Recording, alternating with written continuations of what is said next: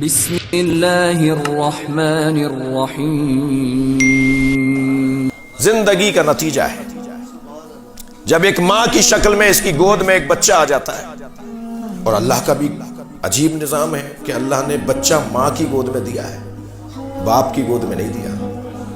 باپ کی گود میں دیا ہوتا تو 2-3 راتوں کے بعد ہی بیڈ سے نیچے پھینک دیتے، جی سارے دن کا تھکا ماندہ آیا ہوں اور رات کے 1 بجے اس نے رونا شروع کر دیا، کپڑے بھی بدلوانے ہیں اور کھانا بھی کھلانا ہے، اور یہ فوراً اس بچے کو پھینک دیتے ہیں۔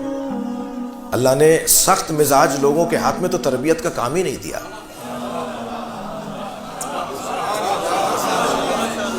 تربیت کا کام سخت مزاج لوگوں کا نہیں ہے۔ میں اپنے قبیلے کے لوگوں سے مخاطب ہوں، اگر کسی کو برا لگے تو کچھ دیر کے لیے کچھ زیادہ کھانا کھا لے۔ یہ جو ہمارے ملا مولوی حضرات، وہ چاہے میرے حلیے میں ہوں یا ہمارے حلیے سے تھوڑے سے بدلے ہوں، جو سختی میں بات کرتے ہیں نا، وہ کامیاب اس لیے نہیں ہے کہ تربیت کرنے والے کا مزاج نرم ہونا چاہیے۔ جی 2 مسئلے تو پوچھ کے دکھائیے مجھ سے آپ، میں اپنے اوپر رکھ کے کہوں تاکہ بات صحیح رہے۔ آپ 2 مسئلے تو مجھ سے پوچھ کے بتائیے، تیسرے مسئلے پہ میں ناراض ہو جاؤں گا، الجھوں گا، مجھ سے پوچھ رہا ہے۔ اچھا میں نہیں الجھوں گا تو جناب جواد صاحب کہیں گے کہ کل بات کرنا، مولانا کو تنگ نہیں کرو، یعنی میرے ساتھ جو چل رہے ہوں گے دوست وہ مجھ سے سوال نہیں کرنے دیں گے۔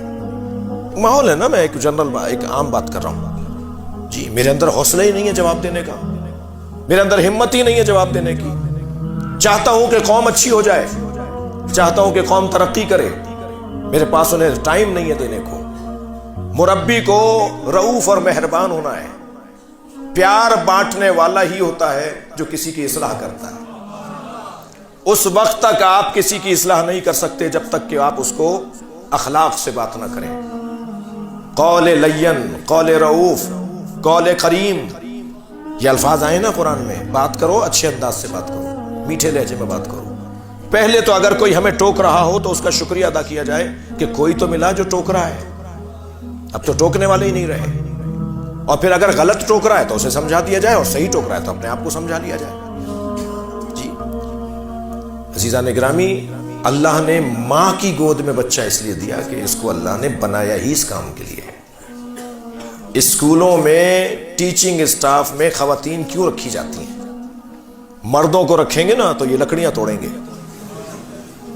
لیکن ایک خاتون کو اس لیے رکھا جاتا ہے کہ اس کا دل پہلے ہی نرم ہوتا ہے۔